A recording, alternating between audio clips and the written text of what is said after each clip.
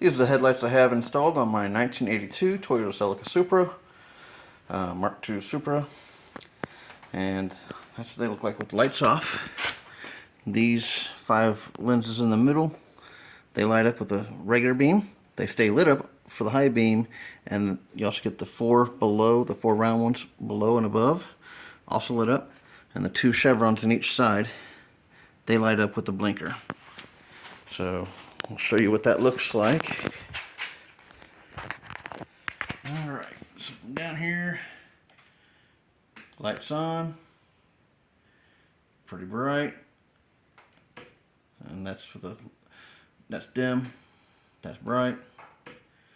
It is hard to see on camera, I'm sure, how much of a difference it is, but driving at night, it is amazing. I also have my chevrons hooked up.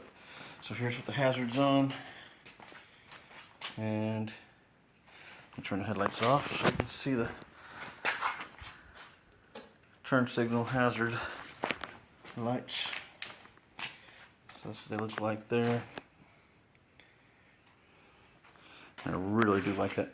And I drive around with the headlights popped up all the time. That's why I have so many bug guts on my headlights.